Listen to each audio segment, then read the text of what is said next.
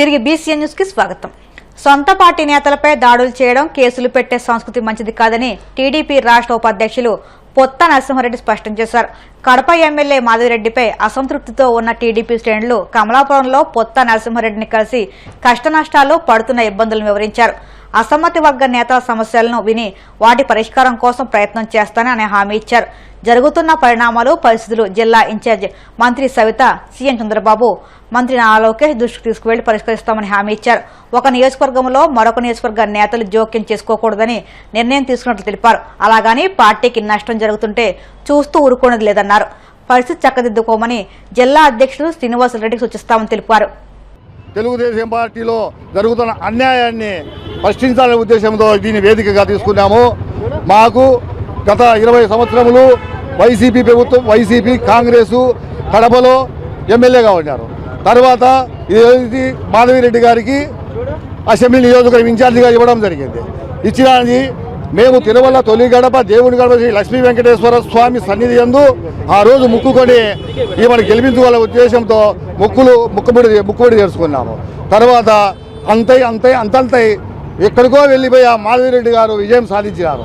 విజయం సాధిస్తే కార్యకర్తల అందరిలో ఆశాభావాలు కనిపించినాయి. కానీ కొన్ని నాళ్ళకే వైసీపీ వాళ్ళు ఇది గమనించి 8 మందిని, అంటే అష్ట దిగ్పాలకులు 8 మంది కార్పొరేటర్లను తెలుగుదేశం పార్టీలోకి పంపించి మాకు అష్ట దరిద్రం పట్టేట్టుగా చేసినారు. ఇది ఏమాత్రం సహించము. వాళ్ళ భూములు వైసీపీ ప్రభుత్వంలో వారు సంపాదించుకున్న భూములను కాపాడుకునేదానికి, వాళ్ళు కబ్జాలు చేసిన వాళ్ళ అవినీతిని కప్పిపుచ్చుకునేదానికి వాళ్ళు మా పార్టీలోకి వచ్చినారే కానీ వేరే రకంగా మా పార్టీకి అయితే మేలు చేసేదానికి రాలేదు. మేము ఈ విషయం ఎమ్మెల్యే మాధవిరెడ్డి గారికి మేము చెప్పినాం. అమ్మ, మనము దేవుని గడపలో మనం ప్రచారం మొదలుపెట్టి గెలిచినాం.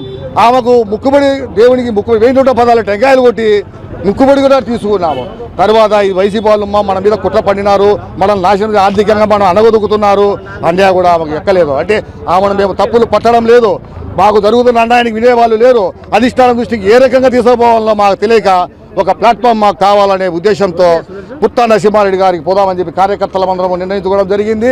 ఆయన అడిగినాము, నా కాడికి వైసీపీ వాళ్ళు ఎవరు రావద్దు, తెలుగుదేశం వాళ్ళు అయితే మీ సమస్యలు నేను చంద్రబాబు నాయుడు, లోకేష్ దృష్టికి తీసుకుపోతా, మీకు న్యాయం చేస్తాము, అట్లయితే నా కాడికి రాండి అన్నాడు.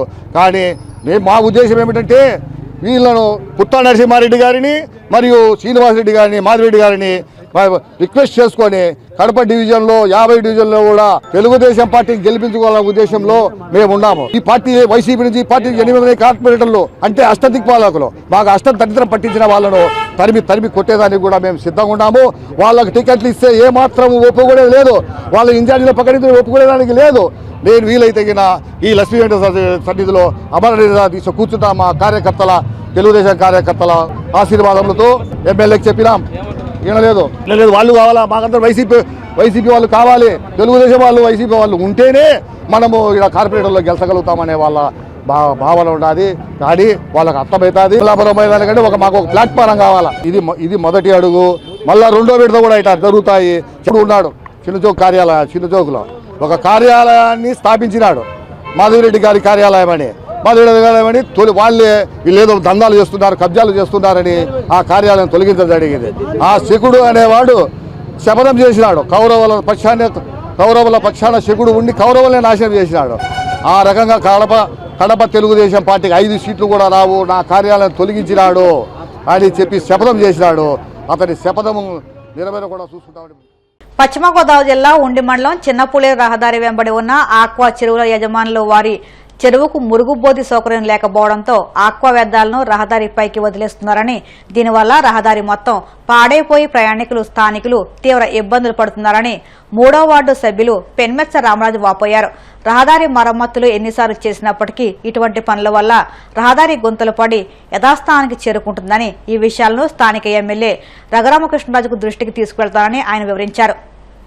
ఈ రోడ్డు పక్కన ఎక్కడ మార్గం లేకుండా రోడ్డు మీద కొట్టి చెరుగొట్లు పోసేసిన వాళ్ళ వల్ల రోడ్డు మొత్తం నాశనం అయిపోయింది. మొత్తం అంతా వాటర్తో వెళ్ళే వెహికల్స్ అన్నట్టు చాలా ఇబ్బంది పడుతున్నారు. రోడ్ చూడండి ఎలా పోయిందో, అదండి పరిస్థితి. దీనికి కనీసం మురుగు తీసుకునే మార్గం లేదండి, ఓన్లీ పంటకాల్లోకి తీయాలి.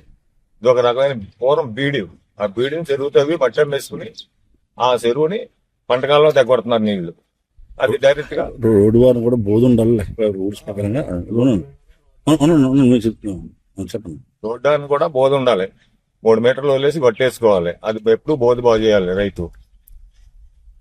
అయినా దానికంటూ అసలు మార్గం లేదు. ఎప్పుడు దగ్గొట్టినా పంటకాల్లో తీయాలి తప్ప రెండో సోర్స్ అంటూ లేదు అసలు. 2 చెరువులు అలాంటి చెరువులు. భీమవరం సీఎంఆర్ షాపింగ్ మాల్లో నేటి నుంచి నూతన జీఎస్టీ అమలు చేస్తున్నట్లు భీమవరం స్టోర్ మేనేజర్ పరశురాం తెలిపారు. ఈ సందర్భంగా ఆయన మాట్లాడుతూ 1000 నుంచి 2500 విలువ గల వస్త్రాలపై 12% ఉన్న జీఎస్టీ 5% అమలు చేస్తున్నట్లు తెలిపారు. ఈ నూతన జీఎస్టీ విధానం అమలులో 6.25% వినియోగదారులకు లాభం చేకూరుతుందని అన్నారు.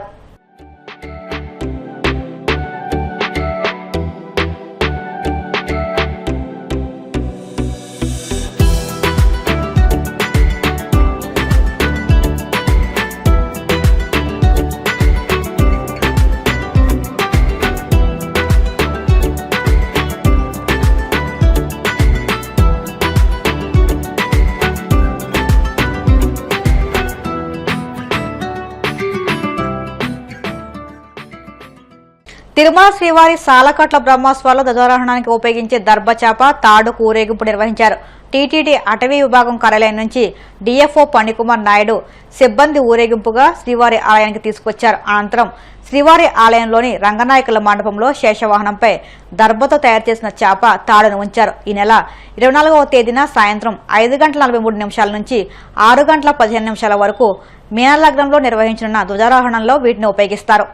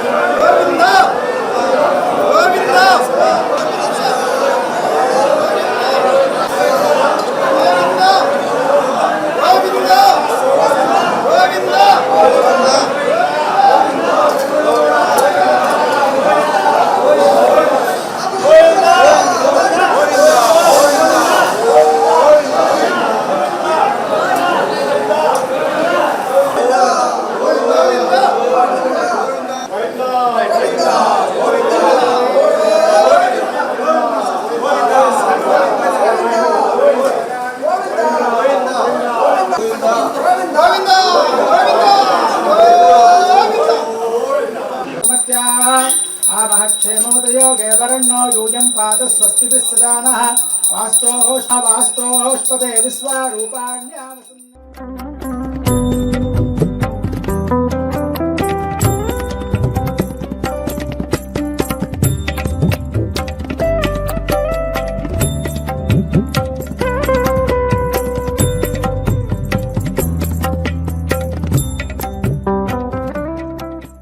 వార్తలు ముగించే ముందు ముఖ్యాంశాలు మరొక్కసారి.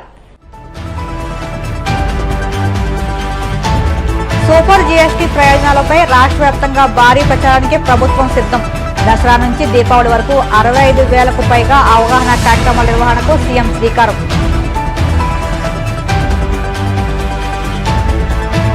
ఫీజు రియంబర్స్మెంట్ పై శాసనమండలిలో వాడివేడి చర్చ. గత ప్రభుత్వం 4,000 కోట్ల బకాయిలు పెడితే కూటమి ప్రభుత్వం వచ్చాక 1,200 కోట్లు విడుదల చేస్తామన్న మంత్రి లోకేష్.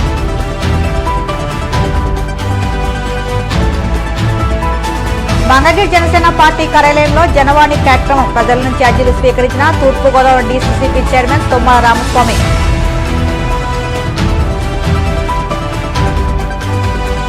గూడూరు పట్టణంలోని శ్రీ వాసవి కన్యకా పరమేశ్వరి దేవస్థానంలో ఘనంగా దేవి శరణావతి ఉత్సవాలు. రాజరాజేశ్వరి దేవి అలంకారంలో భక్తులకు దర్శనమిచ్చిన అమ్మవారు. ఈ వార్తలు ఇంతలో సమాప్తం. మరిన్ని వార్తల కోసం BCN digital YouTube channel, Facebook పేజీని ఫాలో అవ్వండి. అప్డేట్ వార్తల కోసం ప్లీజ్ సబ్స్క్రైబ్.